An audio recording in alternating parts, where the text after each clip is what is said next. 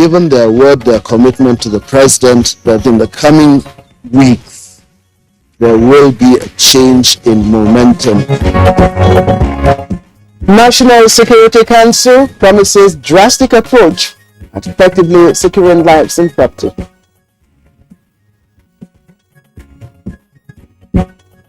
Federal government talks tough, says no more condoning of media publicizing terrorist activities. The NBC, they also aware of these two incidents, and I can assure you that there will be consequences. Kano State High Court sentences killers of late Hanifa Abubakar to death.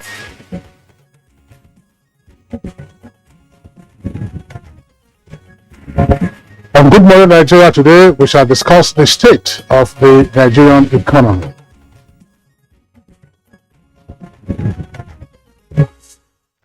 All right, there is no doubt that world economies are going through very, very tough times indeed.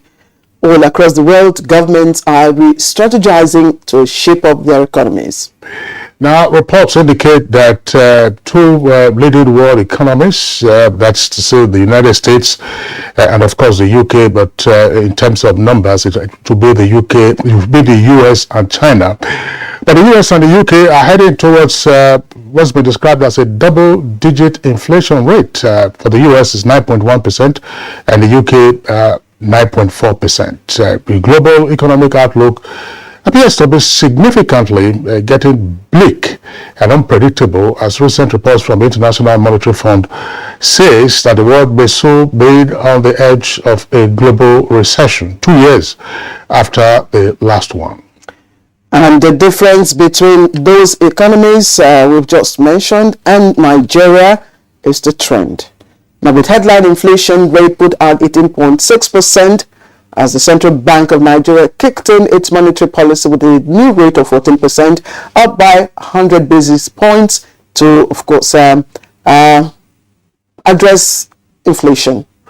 Well, the effects of that policy may not be evident in the immediate term, but there are indications that the problem might be no light at the end of the tunnel. Now, this is going by the draft medium-term expenditure framework approved by the Federal Executive Council. Mind you, it's still a draft copy, but the parameters would include crude price benchmark of $70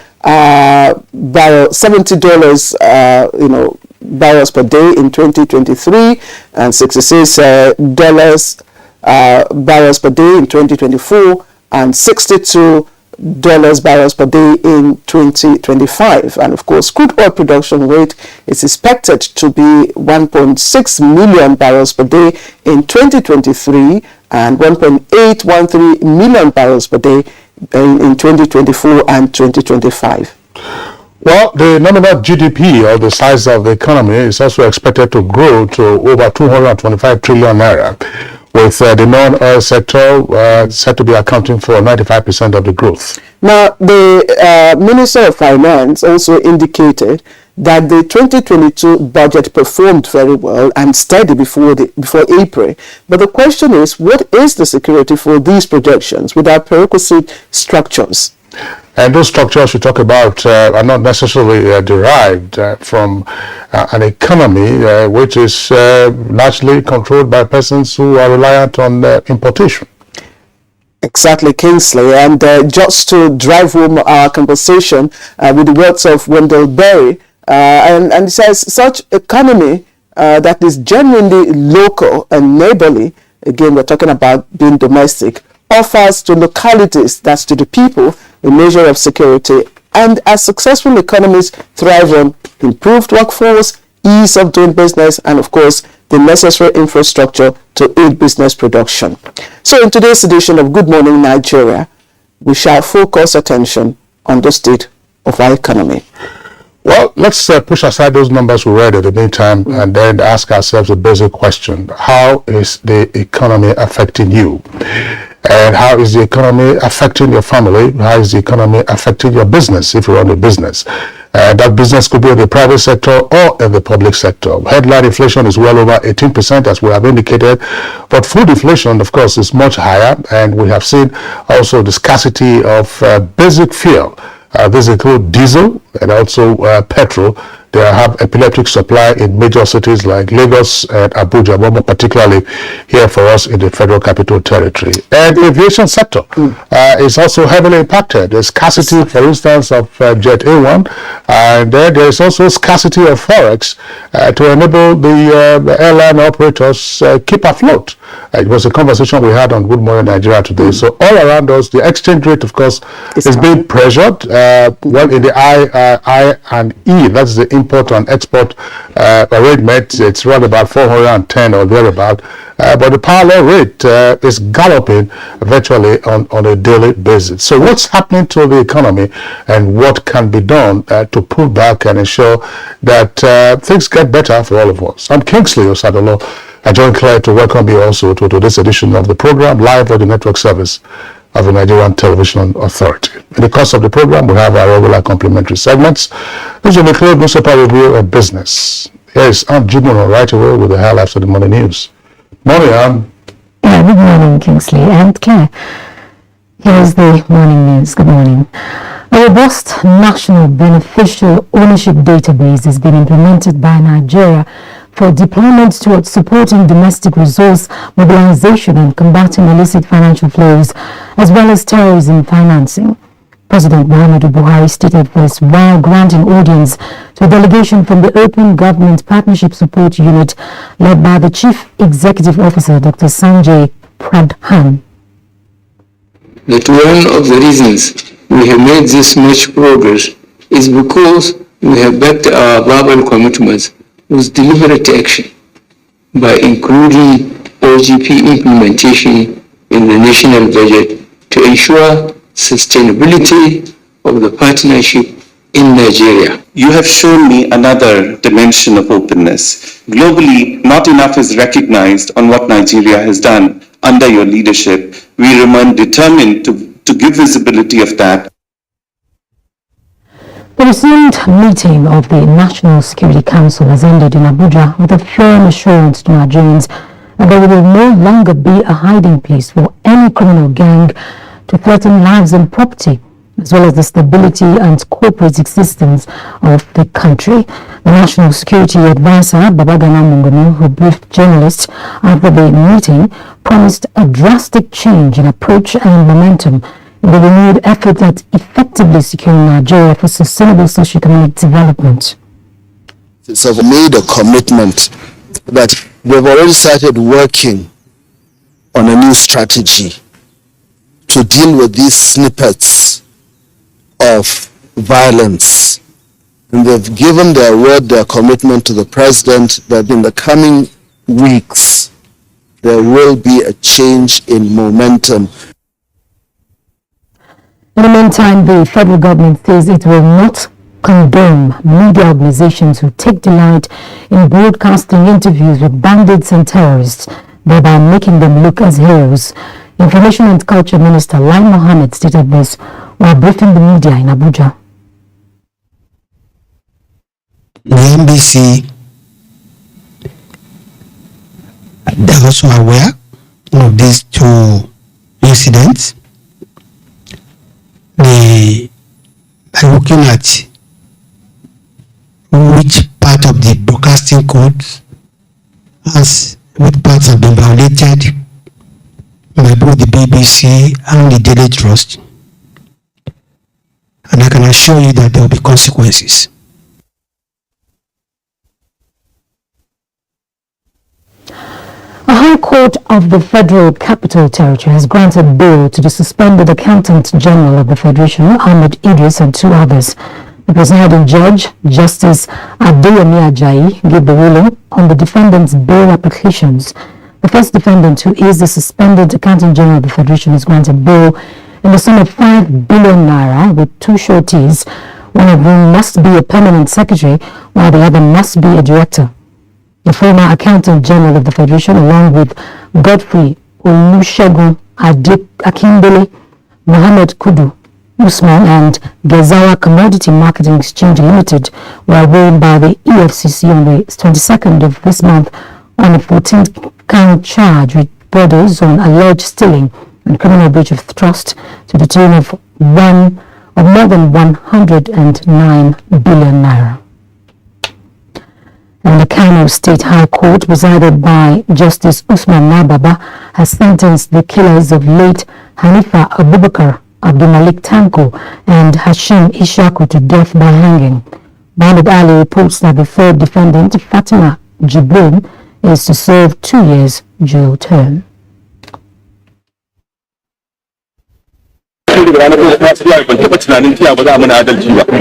We thank Almighty God, justice has prevailed.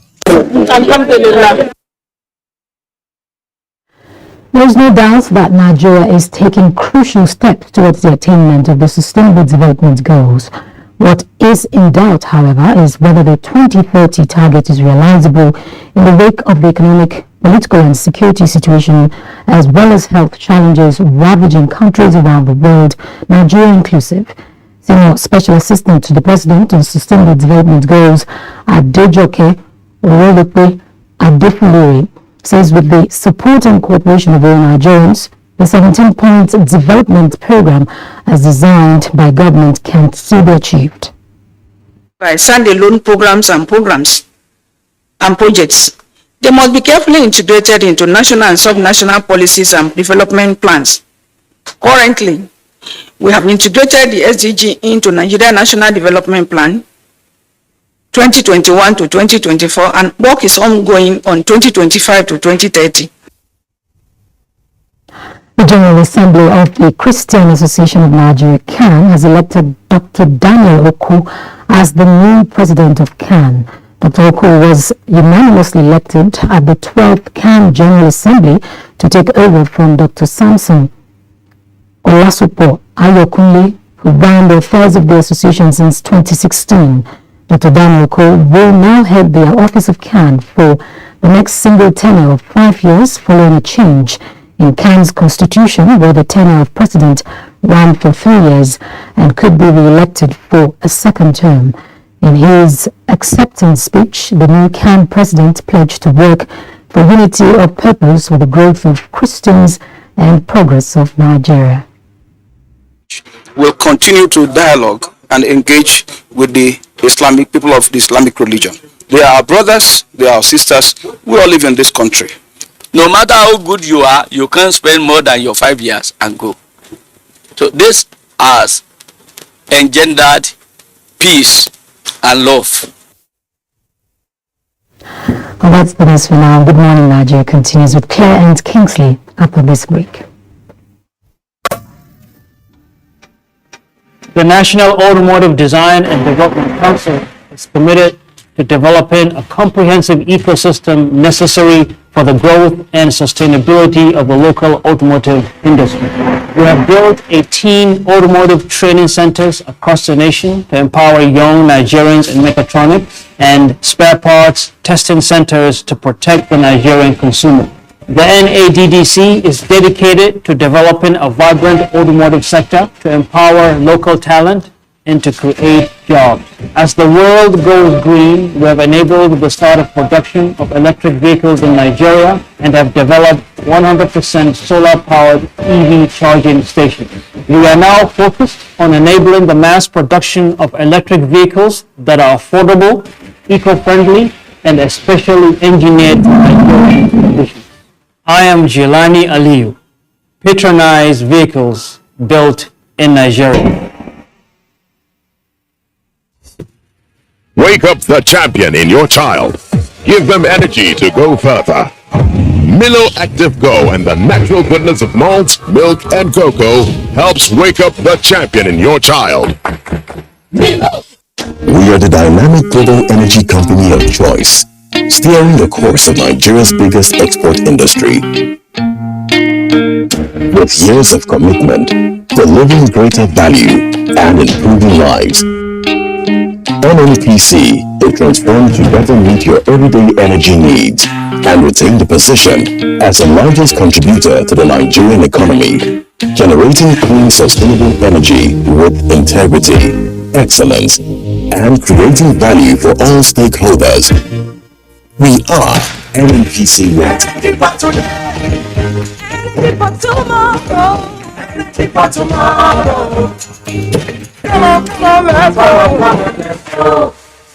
Are you aware that your perfect family may be under threat by germs? Germs can cause infectious disease. These infectious diseases are amongst the biggest killers of adults and children. Illness-causing germs are everywhere. In unclean bathing water, on your clothes, dirty surfaces, on cuts and wounds. To protect your family from germs, use the power of Dettol's 1 capful.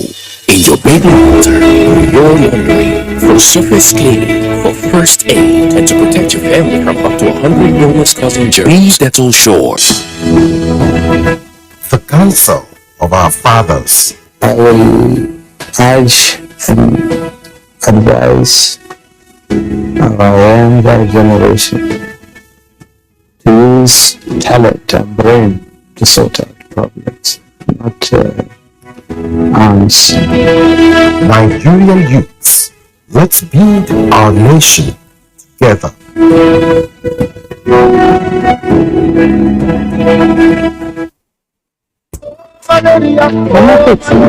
But wetin happen? You no chop? I no dey feel well at all.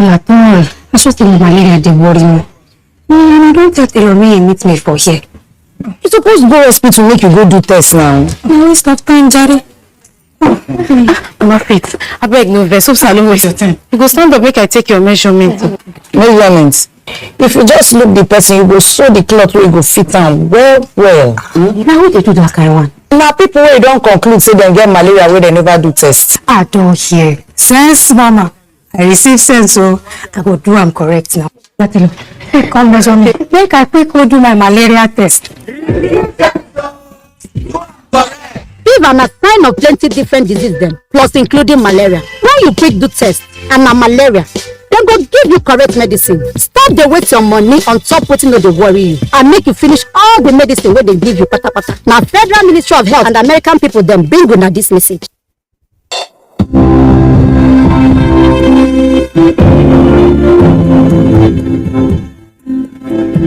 Have your PVC ready. Conduct yourselves orderly. Join the queue. Cast your vote secretly. Thumbprint correctly. Do not waste your vote. Do not sell your vote. Secure your future. If you sell your vote, you have sold good roads, electricity, water, education, good healthcare, etc. Be part of nation building. Cast your vote for honest candidates. Shun electoral violence. You could lose your life for nothing, for nothing, for nothing. This message is from the National Orientation Agency.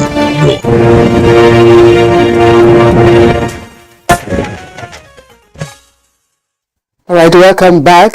This is Good Morning Nigeria, and today we're looking at the state of Nigeria's economy. But for now, let's talk a bit of business. And the federal government says it will address challenges undermining food production in the country. For details, here is Alika Opanachi Arwa.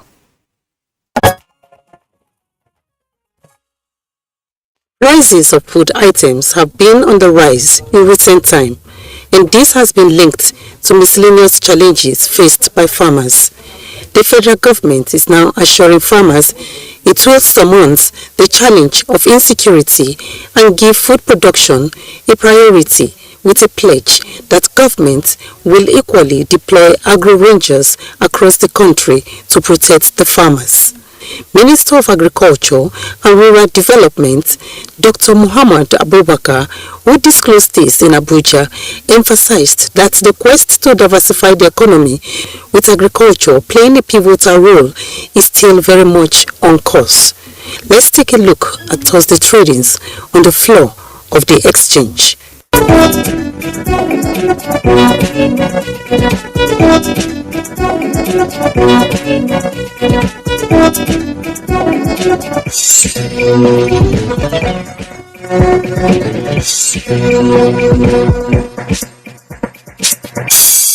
With business news, Alika Opanachi Arwa. Thank you very much, Alika, for the business package on Good Morning Nigeria. Coming up next for us now is Newspaper Review.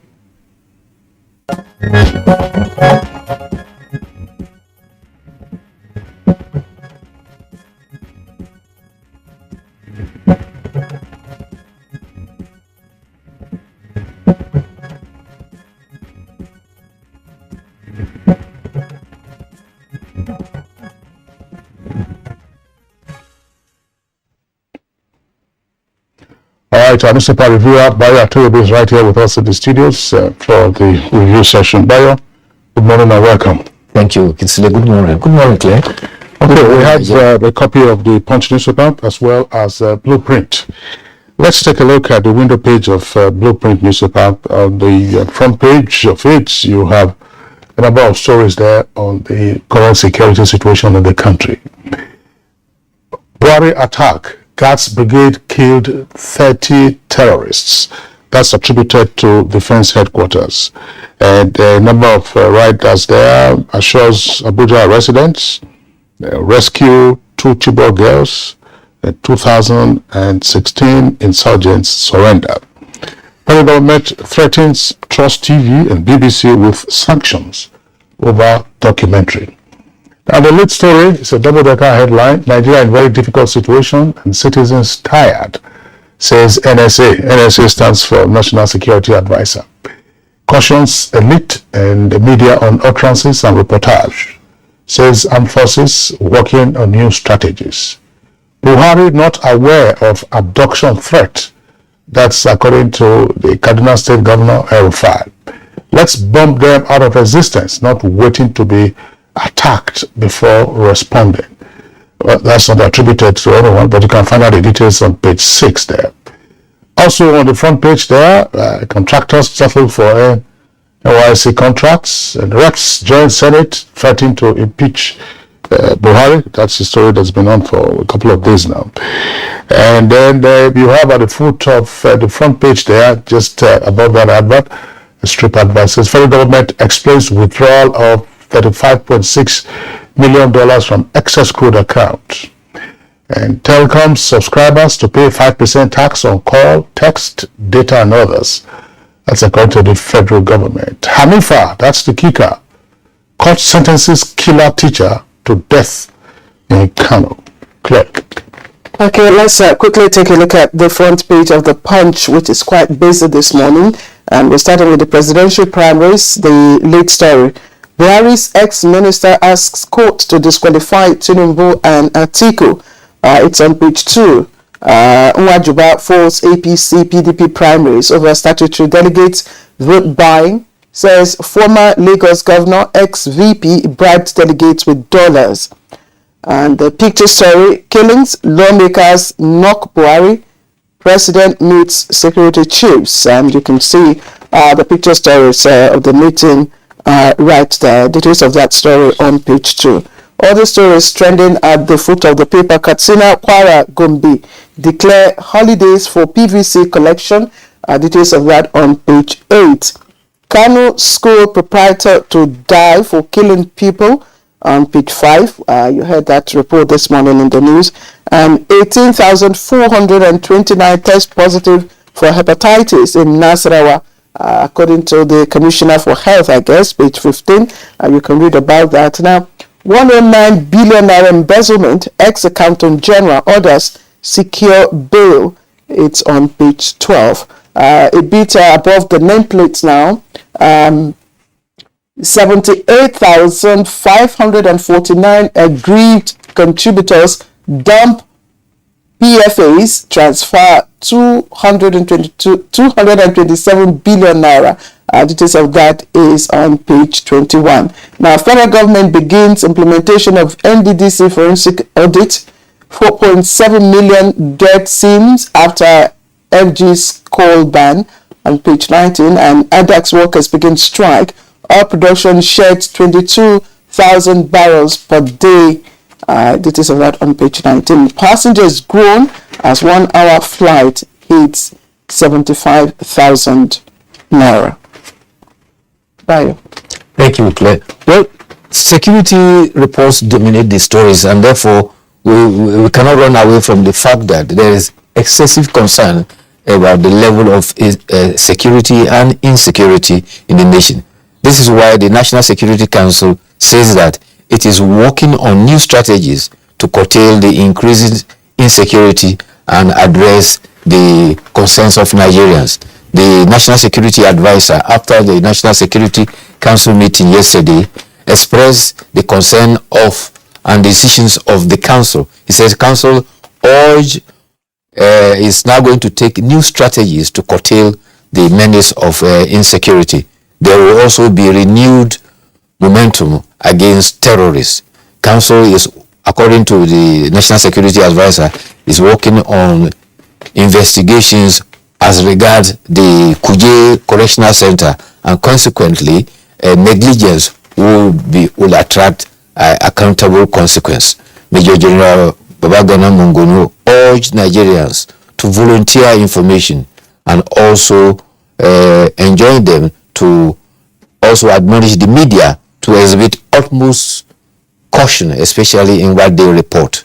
He also talked about political leaders. I said they must weigh what they utter, their utterances, because what they say goes a long way in affecting the wider society. The Honorable Minister of Information, Alhaji Lai Mohammed, has also expressed profound concern about documentaries featured by two media, the Trust TV under the auspices of Media Trust, as well as the BBC. The two media featured documentaries on bandits. The Honorable Minister says that it is very inappropriate, and therefore the appropriate regulatory agency, the National Broadcasting Commission, is already looking into their books for the appropriate sanction to be imposed. The minister drew attention to the fact that BBC, as a reputed international media, will not dare do what it is doing in Nigeria, in the United Kingdom. And he recalls that during the IRA days, in fact, it was an offense to give publicity to any member of the IRA. I remember the Prime Minister Margaret Thatcher said that media is the oxygen upon which terrorism thrives, and therefore it was illegal to even interview anybody who had any relation with IRA on the British media. And so the Honourable Minister says that the BBC must take responsibility for what they have done. In the other area of concern, the military headquarters has confirmed that as many as 30 terrorists were neutralized between Sunday and Tuesday, when troops were called upon to help about terrorists invading Buhari area. Unfortunately, 6 officers paid the supreme sacrifice in the process, but a combination of the activities of the gas brigades, the 167 special task force, as well as the air component, took the battle to the place. They decimated the camps of the terrorists, and as many as 30 of them were neutralized. However, they have also advised that the armed forces is undaunted and ensure all Nigerians that their life and property is safe, while also enjoining them that people should endeavor to provide information to security. In other words, if you see anything, say something so that you can help the security. Meanwhile, the Honorable Commissioner for Police for FCT has raised an alarm because there were information that were speculated on the social media that there were gunshots that were held at Dantata Bridge, Ministers Hill, and along airports along Lube. The FCT Police Command sent out its intelligence crew, and they found that it was false. And the Minister of the Commissioner for Police for FCD, Mr. Sunday Babaji, has directed that they should trace the source of that information and ensure that such things don't happen again. There's also advice to all Nigerians that when you get information, be circumspect about it before you circulate or post it on the social media. Now, at last, the long arm of the law has caught up with the proprietor of Noble Kids College, Abdul Malik Tanku, who snuffed the life out of young Hanifa, 5-year-old girl who had all hope to be a brilliant future Nigerian. The Kano State High Court found him guilty of kidnapping, concealment, and culpable homicide. Consequently, he was sentenced to death by hanging. His other accomplice, Hashim Ishaku, is also to die by hanging. The third defendant, Fatima Musa, is sentenced to 2 years imprisonment. The parents of Hanifa say that as far as they are concerned, they are still reeling with the loss of their daughter. However, the cost of justice has been served. Some religious news now. The Christian Association of Nigeria now has a new president. He is Archbishop Daniel Oko. He succeeds Dr. Samson Ayokule. Archbishop Oko, who was elected by at the Congress of the 12th General Assembly, where 259 delegates voted, and he secured all the votes to become the president of CAN. His term is one single term of 5 years. Also in Kano and Osun, Monday has been declared as public holidays to mark the 1st of Muharram, the first day of the lunar or Islamic calendar. Meanwhile, Kaduna State declared 3 days public holiday from July 27 to 29 to allow public servants who probably have not been able to complete their voter registration to do so. And currently, Kwara, Ogun, Osun, and other states have also declared today public holiday to encourage civil servants to go and collect their PVC. I'm done. Yes, I'm done as well. I don't think I have any other item to review. I don't know if Kingsley does. No, but that's not. We haven't reviewed any item. We just read all the story. The concern raised about the role of the media in reporting during crisis, especially terrorism, and I think it is important that it's be drawn. Attention should be drawn to it. There should. Facts are sacred. Comments are free.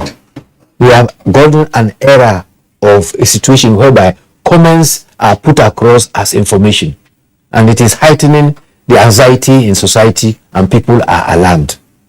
Media has a primary responsibility of stating facts as they are and standing by them, defending those facts, but not necessarily pandering into area whereby you see commentaries published as if they are facts, and they are just opinions expressed. Sometimes they are very much unfounded. Well, you were talking about the minister's reaction, yes, to the documentary broadcast by the BBC with regard to what the minister said was a glorification of terrorists, and he then cited the example of IRA. And anyone who is of age will remember the Irish Republican Army and the activities that they carried on, particularly in the 80s and 90s. Of course, all of that ended with the Good Friday Agreement, but IRA remains declared a terrorist organization in the United Kingdom. Now, at the height of their activities, in the UK, you couldn't be quoting officials of the IRA. You couldn't be celebrating. You couldn't even interview any person. I want to make a point. At the time, Jerry Adams, who was of the IRA, was going to the United States. And the UK government had genuine concerns as to whether the American media relied on the First Amendment to the US Constitution, which guarantees freedom of the press, would ventilate the views of Jerry Adams. And they reached an agreement with the US government that, yes, the media could interact with him, but they couldn't quote him directly. Which was, if anybody who knows the First Amendment jurisprudence in the US would wonder how that occurred. But of course, that was the way it went. And I don't know how many US media organizations have been celebrating Osama bin Laden or Zawahiri, who was Osama bin Laden's second in command, or any of those terror suspects on whose trail the American forces have been. That's one. The second point, I think that sometimes greater caution is required. just about 3 years ago, Daily Trust also ran into troubled waters. Daily Trust newspaper published on its front page stories relating to operational deployment and movement of Nigerian troops in the northeast. And I'm sure Bayo will remember this. That, yes. The military moved into the offices of Daily Trust here in Abuja, where they have their headquarters, demanding more, and of course, more additional information as to what they knew. And there was quite some furor then as to the endangerment of Nigerian troops. I would did say that on that occasion that no matter how desperate you are, no matter how cocksure you are about your story, matters relating to troop deployment isn't one for the media to ventilate. But in this case, it relates to the glorification of terrorists. There is a view that says, oh, they have done this documentary, so they have also exposed the faces of the terrorists, so you can see them and then you can know them, and so on and so forth. They have given their views and all that. That's one view that has been expressed. But as the minister has indicated, if this is an attempt at giving oxygen, as it were, to persons who are leveling war against the Nigerian state, then the Nigerian state has every right to defend itself and uphold its laws. I'm glad you cited this story about the Daily Trust. There was actually a report by a Daily Trust reporter that a garrison of the Nigerian army had been overrun in the northeast. The army headquarters came to deny that it was not true. And to justify that their report was true, they now published the plan of the Nigerian army to move into that territory to defend it. And if you do that in journalism, you are exposing the security strategy of the army. You are dabbling into security threats, and no armed forces or police anywhere, security agents will take such very, very lightly. And those are the danger, the minefields that journalism should not stray into.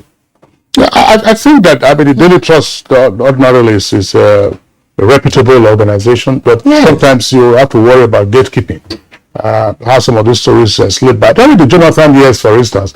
I remember one headline that they cast, Axis of Death, which was in the northeast. It was a front page story talking about the conflict that was ongoing and the reign of terrorists. Another headline was talking about hunters during the fight against terrorists, and they implying that the Nigerian troops were on the retreat. So I think these are some of the things that you have to worry about. There are ways you can embed the stories inside the paper, but once you have the shattering headlines that way, then you draw attention to it and what is it meant to accomplish. That's one. The second one has to do with the judgment that was delivered by the Kano High Court. This is again pretty very swift. Within 7 months, because the incident occurred in December last year, 2021, within 7 months there has been trial and then judgment delivered. We praise the Kano State High Court for the speed with which this matter was handled, no needless adjournment. We also praise the prosecution and then also praise the defense counsel, because it wasn't as if they were just put there in the dock and then summarily convicted. They had an opportunity of defending themselves, and we do hope that the course of justice has been served, that if they do exhaust whatever processes they may wish to pursue, that's fine. And if the judgment of the Court of First Instance is still upheld, the next thing will be to be sure that the law is also observed in carrying out the sentence passed by the State High Court. Yes. You murdered a 5-year-old puppy. If you recall the circumstances, let's not get into details of that. That child was fed with rat poison. And then you collected 6 billion naira from the parents of the girl. It's most cruel. Most cruel. The good thing about it is that the prosecution was very thorough, and the High Court, in fact, even expurgated the wife of the man who has been convicted, because he was actually joined in the case, but she had no role to play there, and she was set free. All right, well, thank you. We'll see you next week. All right, so this is Good Morning Nigeria. Don't go away. We'll be right back.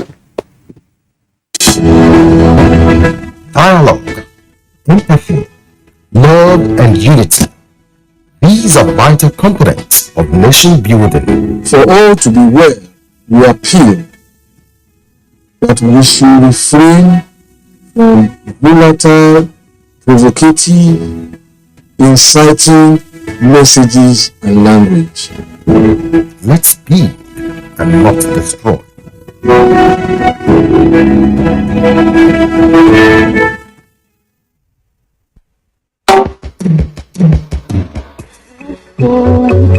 What are you waiting for? What are you waiting for? Millions of Nigerians have received COVID-19 vaccine. I have taken my own. What about you? We have taken our own. What about you? I am strong and healthy. What are you waiting for? What are you waiting for? We are strong and healthy. What are you waiting for? What are you waiting for? Go and get your job. The hospitals, churches, and the mosques. Go and get your job. Health centers, hurry up now. Don't be late. Go and get your job. Bye bye, Corona. Bye bye, Corona. This message is brought to you by the National Primary Health Care Development Agency, NPHCD. A big protein breakfast. Get a great day. How do I know? Because my daddy goes to his work feeling good and always with a smile. Mommy is always filled with confidence. My sister is always in tune. And for me, learning new things becomes absolutely fun. Because all day, every day, the peak goes on. Start your day with protein breakfast. Food for your peak. The counsel of our fathers. My advice to these young people is please do not take us back to those harrowing days. You probably do not know what it is. Nigerian youths, let's build our nation together.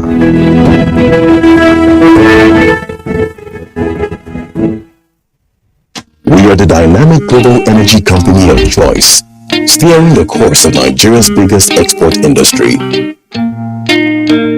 With years of commitment, delivering greater value and improving lives, NNPC is transformed to better meet your everyday energy needs and retain the position as the largest contributor to the Nigerian economy, generating clean, sustainable energy with integrity, excellence, and creating value for all stakeholders.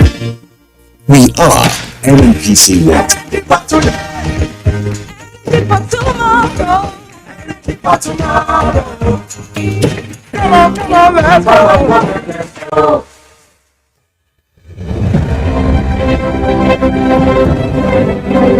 Every day in our country, senior citizens are discriminated against, disparaged, and treated with disdain by those who ought to respect them. We are all complicit in the way we have treated the elderly members of our society as institutions, families, or members of a shared society. Every time senior citizens get offered less than they deserve for the work they do because they are old, poor, and desperate, we are failing them. Senior citizen loses a child, and wow, they must be responsible for their death.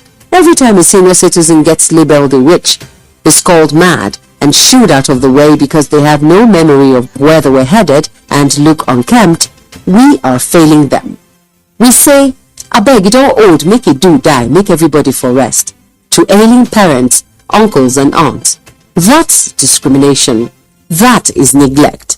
When you see an old woman getting beat up and being accused of witchcraft, do not turn the other way. Stop and teach people that white hairs, wrinkles and hunchbacks are no evidence of witchcraft. Aging comes with a memory decline. Sometimes it's not out of place to have elderly people lose their way, forget details of their lives, and how to properly take care of themselves. When they get to this stage, they deserve your empathy, not scorn. Our ailing fathers, mothers, aunties, and uncles are deserving of quality healthcare and peaceful transition. Make their last moments memorable. Senior citizens have paid their dues. They deserve your care. Stop all forms of discrimination against them today.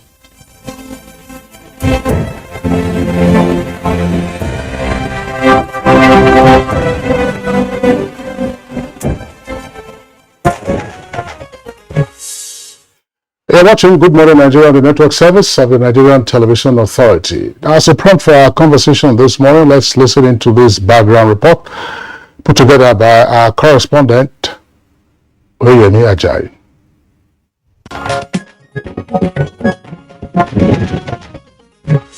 Economists have often regarded savings as an important part of wealth creation, with the belief that a disciplined and regular savings culture could over time lead to accumulated wealth. Drastic rise in prices of goods and services in Nigeria today means that the average citizen is grappling to meet daily requirements with little or nothing left to save. Issues of rising food prices, cooking gas, transportation, house rent and depreciation of naira against the dollar are some of the problems digging holes in the pockets of Nigerian citizens. Experts say reasons for the present economic downturn is rooted in the effects of the COVID-19 pandemic, global inflation, Russia-Ukraine war, as well as domestic security concerns. Finding ways out of this situation is now a national assignment, and on Wednesday, the federal government approved the Medium-Term Expenditure Framework 2023 to 2025. The document describes Nigeria's socio-economic development objectives and priorities for the next 3 years. Minister of Finance, Budget and National Planning, Zainab Ahmed, explained that the assumptions made for the next medium-term framework is that crude oil price will be at $70 per barrel for 2023, $66 for 2024, and $62 for 2025. The document, however, projected a rise in the nominal GDP up to 225.5 trillion naira, with 95% contribution coming from the non-oil sector, while the oil sector will be contributing only 5%. How will the medium-term expenditure framework tilt the balance in Nigeria's favor? On this episode of Good Morning Nigeria, experts will be speaking on the state of the economy.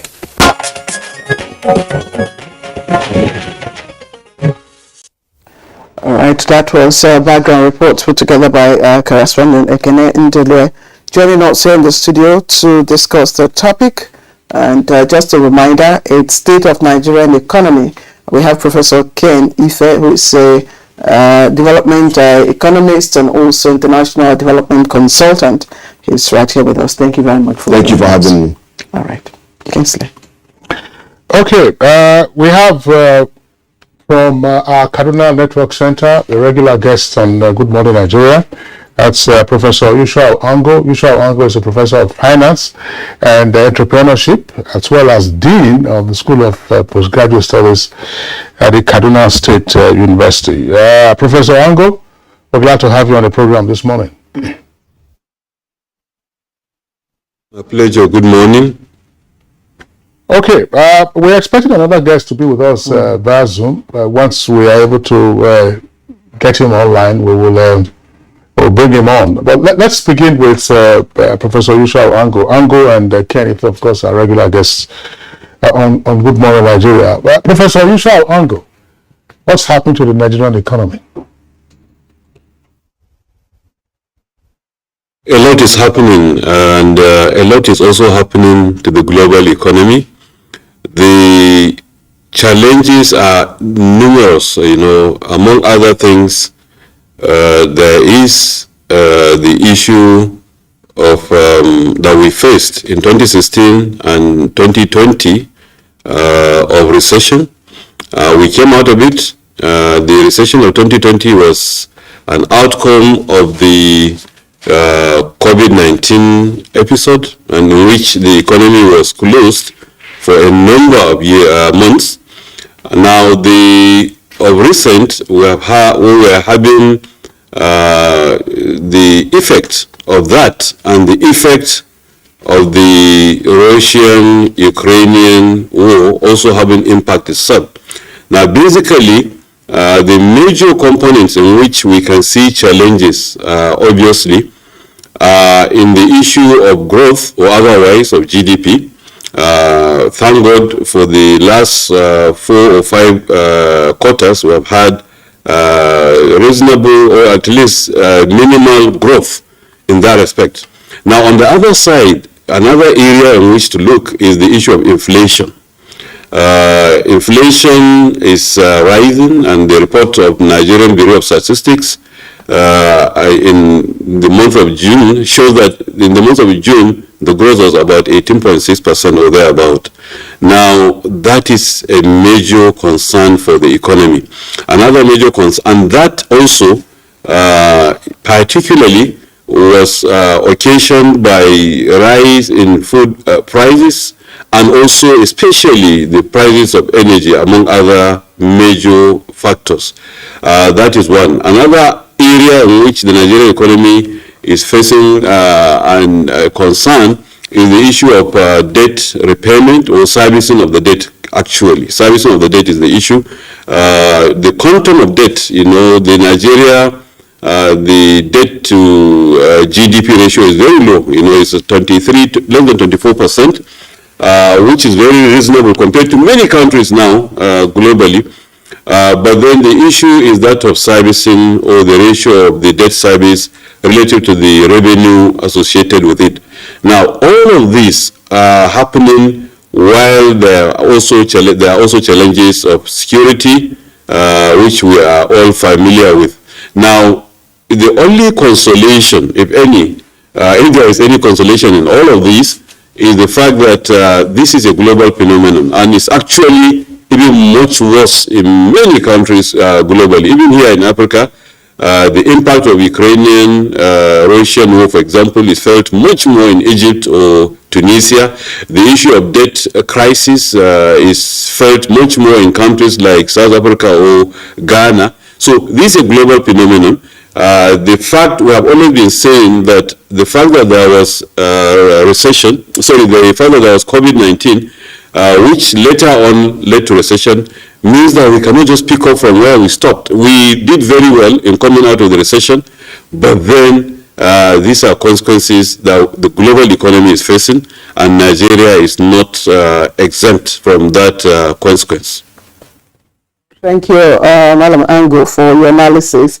We have Professor Ken Ife here, who is a developmental consultant and development economist, and I'd like to look at it from the point of the report released by the NBS, of course, which gives us a breakdown of the dynamics in the economy over last year.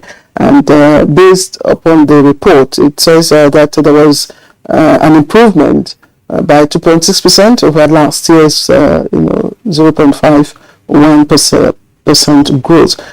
Can you break that? What does that mean for the ordinary Nigeria? Let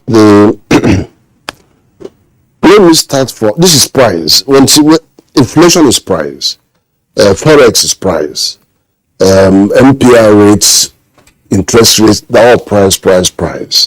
And in any price equation, there are demand and supply factors that will have to come in. I want to come down. The global situation, Nigeria is because of our import dependence, Nigeria is at a trajectory where it is affected by any movement on the global supply chain. Anything, be it COVID, be it currency, it is affected. Because whatever we are importing is subject, so we are on the transmission belt of global supply chain. Now, what that means in effect is that America, if you look at mid-January, there's an index, USD index, which measures the strength of American dollar to a basket of currencies, yen, euro, pounds.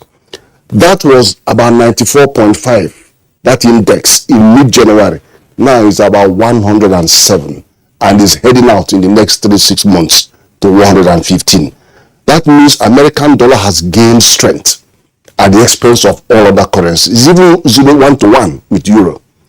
Now, because we are on that transmission belt, we are going to take the hit. And we're already seeing that in our dollar to Nigerian naira jumping to 7.110.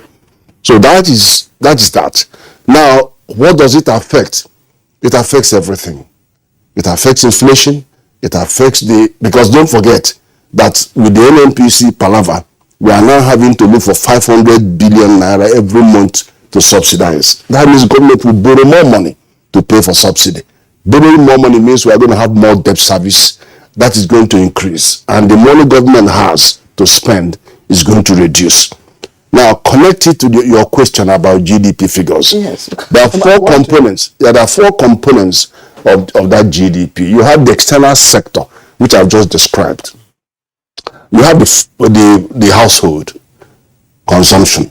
We have fought to keep household consumption in 2020, and that's why we got out of recession. We have the business.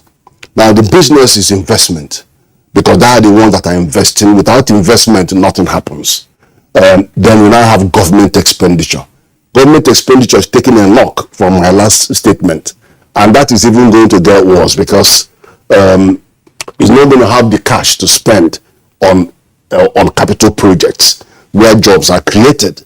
So it's just going to be like managing poverty. And 22% of the budget of this year is on security. And then you can now see what has been said about the proportion of government revenue that is going to servicing debt. And of course, you know that quite a lot of trillions have been spent by way of overdraft to federal government. So we have still more storm in the horizon, but it's not a hopeless situation.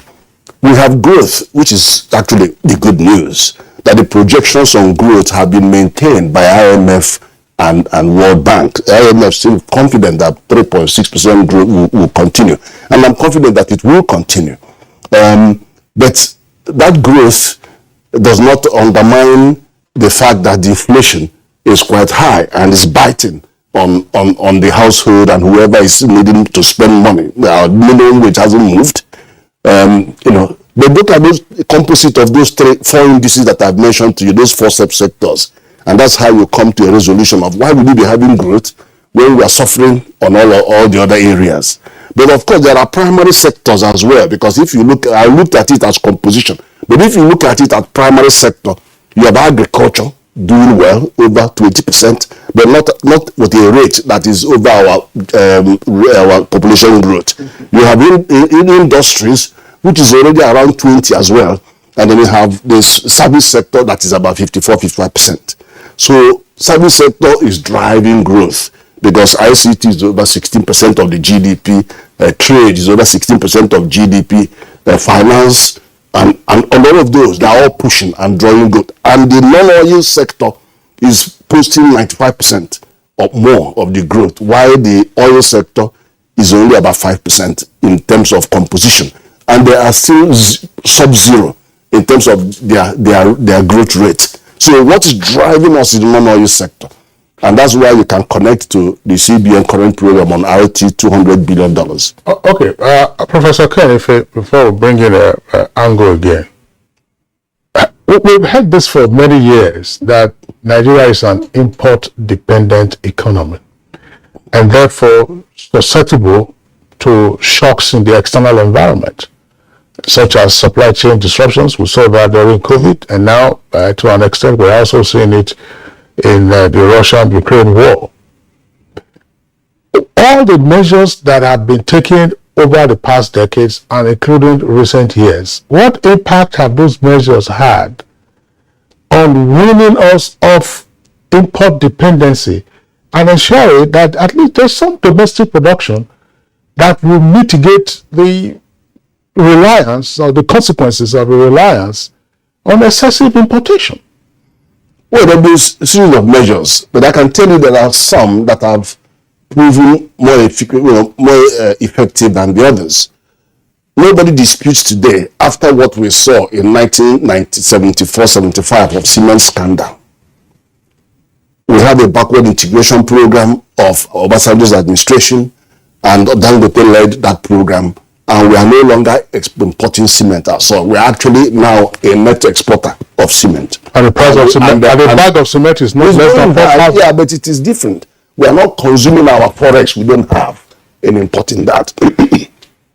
We've seen in 2017 when everything that could happen on currency stability just couldn't happen. And then the CBN had to switch to demand management to restrict 41 items, and then said it's not enough to restrict it, because whatever you doesn't amount, however money you give to Federal Ministry of Agriculture, they will not deal with the size of the problem. So we are going to intervene in agriculture. And we have seen how Anchor Borrowers Program has dealt with rice.